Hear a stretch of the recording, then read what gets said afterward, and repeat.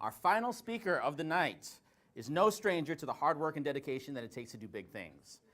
As a student at St. Ben's, Glen Werner put in her time on the basketball court, helping take the Blazers to 4 consecutive NCAA national tournaments. And in case that weren't enough, after college, she moved out west and worked her way up to become the director of the Olympic Training Center in Colorado Springs, Colorado. And after getting fed up with all of those lazy Olympians, she decided to come back to where the true stars are and is now the current athletic director of the College of Saint Benedict. But for all of her accomplishments nationally and internationally, if she were running for office, she wouldn't want the voters to find out that despite her somewhat sassy style, she's actually a pretty boring person, according to herself. And I don't know about that. I don't know about that, Glenn, because I've seen C-SPAN. There's a lot of boring in Washington, so please welcome Glen Werner. Thank you.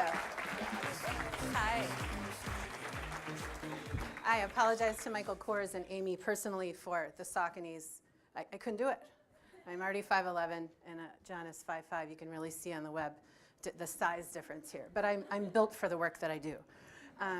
So if you were to see me at my table recently, on my kitchen table, I'm new to bifocals at 45 and steaks, and trying to write on wine corks because I thought, gimmicks are us. And this is a great audience for using wine corks. So who would agree with that? Raise your hand. Raise your hand higher. I'm always looking for a choir. Raise your hand higher. And by raising your hand, you also bought me an additional minute should I need it. Now that we all agree to that.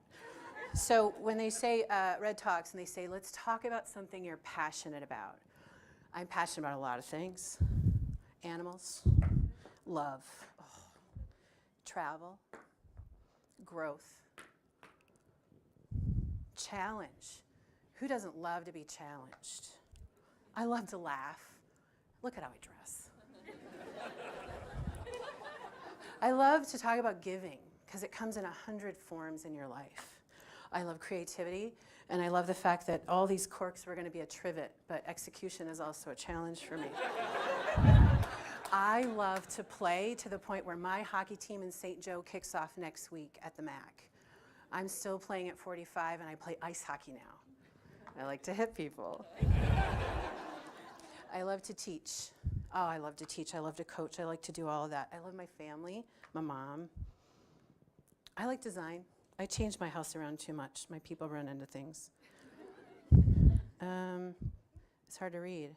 Connection. That's what we're doing right now. We're connecting. I can see you despite the lights. And it feels great. It feels like a choir is developing. Oh, I love sport. My whole life has revolved around sport. I left as a social worker and a coach, and it took me 100,000 places from 2002 in Salt Lake to 2012 in London, and then I decided to move on, and I'm here. I like to be inspired, like tonight, and I like books. I like all that. But what I'm going to talk to you about tonight is about true joy. And joy comes in really strange places for me because I've had my share of failure.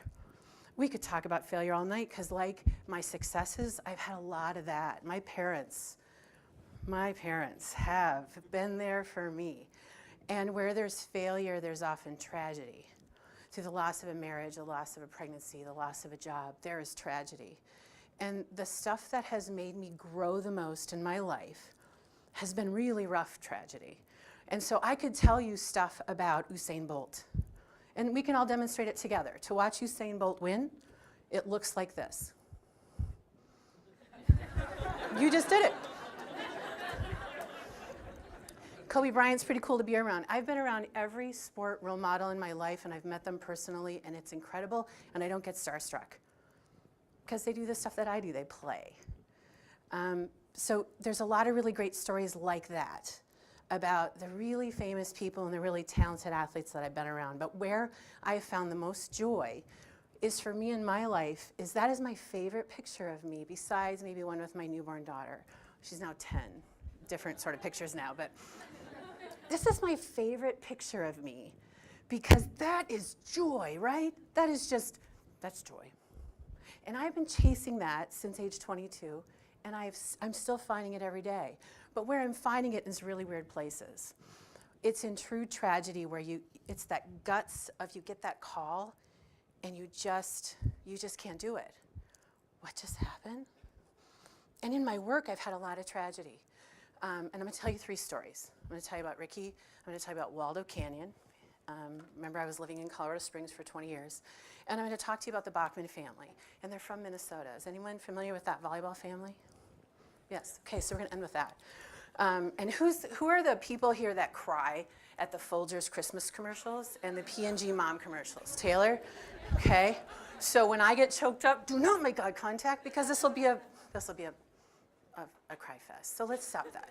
Okay, remember, you're at 7 minutes, but I earned another, so we're still good. So story number 1 is I ran the training center. Most exciting job I've ever had, and it's a thrill.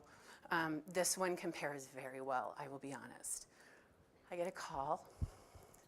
A little boy has passed away at the training center. I'll be right there. And what I have learned is I have been in a support role since that time. I scored 300 points in 4 years. That's not very good. I am not a star athlete. I am a star supporter. I am the role model. I am the role player.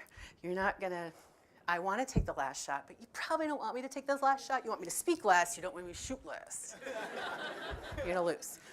So I'm always the one they call because I am gonna stand beside you at your best and walk with you at your worst. I'm gonna stand beside you at your worst and walk with you until you're at your best, however long that takes.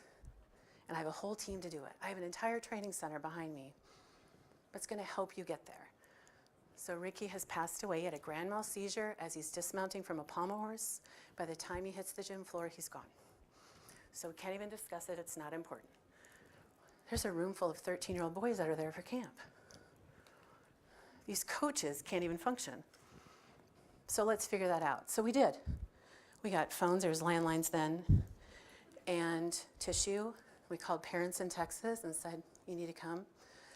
And we got through it. And you know what happened was, in the world of sport, men's gymnastics is falling off the planet. One by one, NCAA programs are ending in men's gymnastics. This Junior Olympic program would be the reason gymnastics are still existing today, because that crossroads of Ricky's death turns into some of the robust programming that brought all those generations of young men through programs to be gymnasts today. So the reason we will do well in Rio is from 2003 at Ricky Deasy's Memorial Invitational, twice a year, a scholarship tournament, becoming this robust program now today in the Olympic Games. I will walk with you at your worst until you become your very best. That feels great. That's not Usain Bolt, but that's great. Second story is Waldo Canyon fire was a very surreal experience to sit on your swing and watch the hillside burst into flame like a movie. It burned 18,000 acres in our city. It's a city of about 600,000 people. 350 homes went up in one night. It's called a pyrocumulus cloud, straight up. And when the cloud shot down a couple of miles, it wiped out a hillside. Fire trucks couldn't get through some of the steep terrain. So 350 houses were lost. One was my friend. She lived there for 30 years, raised her family there. And the picture she showed me the next day was a flattened property. All that was left was the concrete driveway. We all left for London in a week. What do you do with that? You survive it, and you rebuild, and you celebrate it. And she lost every Olympic piece of memorabilia in her whole life. Every time you go to a games, you get an Olympic ring, all gone, melted, done. So what we did, we went from worst to best, and the best ended with not the 18,000 acres or the rebuilt homes that are still happening today. It happened when everyone pulled together and said, well, I have a ring I don't wear.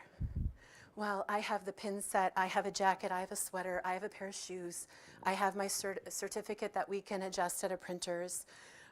I'll help her get her marriage certificate. I'll help her rebuild her favorite study Bible. We threw her an Olympic shower.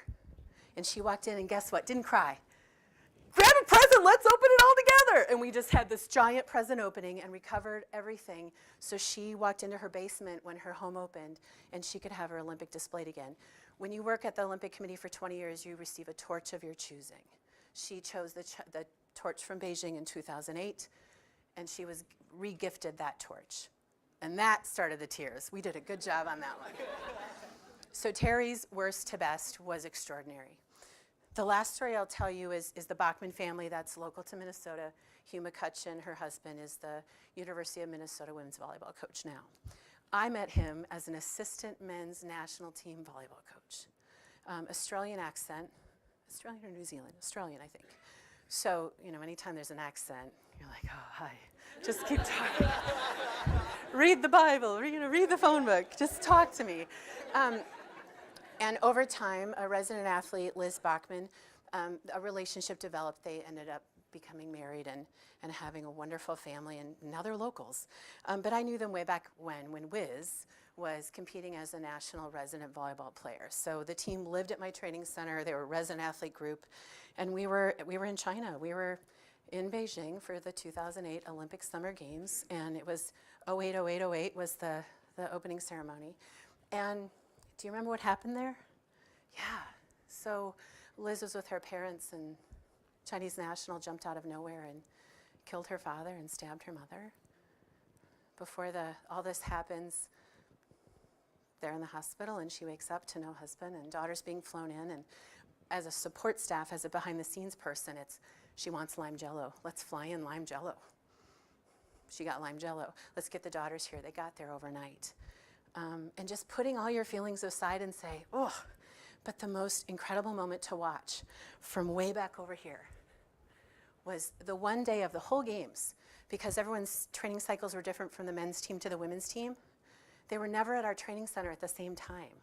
And my job was to create a training center in that country. So when they came to Colorado Springs and they're in Beijing, it all looks the same. Same food, same chefs, same equipment, same everything.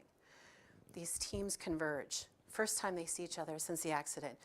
And practice never happened that day. The only thing that happened that day was hugs. And we just quietly left the gym and closed the doors and said, that's worth it. That's it. That's what joy of sport is to me, is connection, nodding, raising your hand and saying, I hear you. I will chase that face, that 100 miles an hour. I want to do that the way John talks, 110 miles an hour all the time. He is delightful, and I can't believe I had to follow him. The only thing that's better than John is his daughter, Caitlin, and she will run this world someday.